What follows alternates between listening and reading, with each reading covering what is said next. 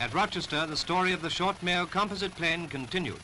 You've already seen pictures of the Maia and Mercury, partners in a spectacular experiment. Here you may witness their marriage. Mercury is the smaller machine being fixed on top of Maia. They are joined by a secret hooking process. Movietone watches closely as 2 pilots and 8 engines take this strange double plane into the air.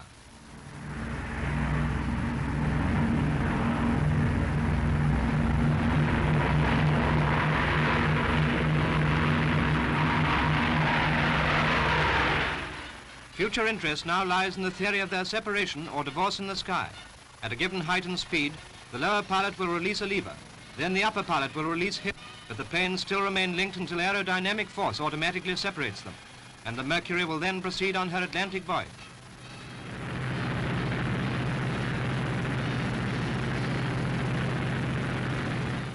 That's the theory, soon to be put into practice.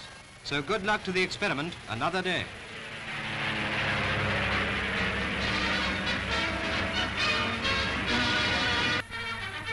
The same gale has been postponing Mercury's departure to South Africa.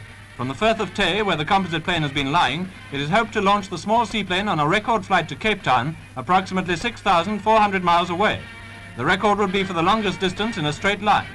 Good luck to her in her undertaking, when weather permits. Aviation, the miracle of the 20th century, looses a new sensation on the world, the composite plane which splits in the air. You have met the Maia before. You have met the Mercury. You have been introduced to their 2 courageous test pilots, Parker on the left and Piper, and you have seen the 2 planes fly together as a composite craft. But never yet, before the release of this film, have you witnessed a genuine picture of the actual parting. There's a slight mist on the Medway, but grand conditions up above, on the day when the Short-Mayo people carry out their promise to repeat for press and newsreel the experiment which they successfully achieved in secret a fortnight earlier. So sit back and watch the amazing phenomenon, and enjoy the suspense of waiting for it.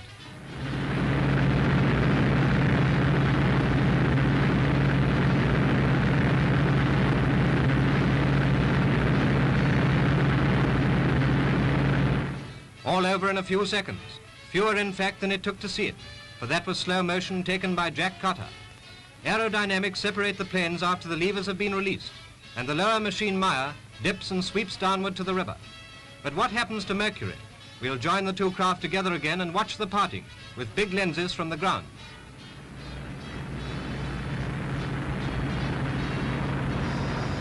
Mercury soars aloft, and with the 2 planes diverging naturally, it seems that the risk of accident in Major Mayo's invention must be small. Listen to the triumphant sound of the engines as they roar past.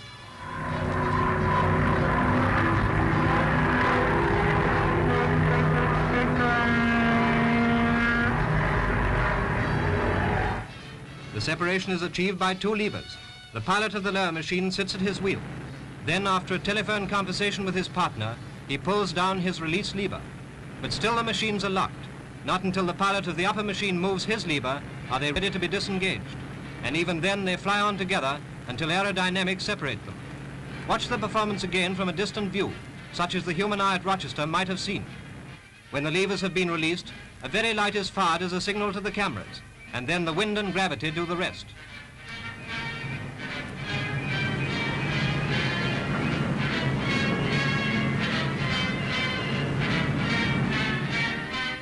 Only the future can disclose the benefits of this spectacular invention. Its potentialities are obvious for long-distance flights. It may have other applications, opening a new and fascinating prospect in the realm of aviation. Aviation also hits the headlines when Captain Bennett goes out to board Mercury, the top half of the composite plane.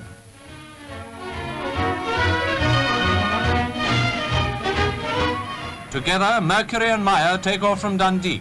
Mercury, with a full load of petrol, is expected to cover a distance of not less than 6,400 miles, and she rises with the parent ship slowly from the water.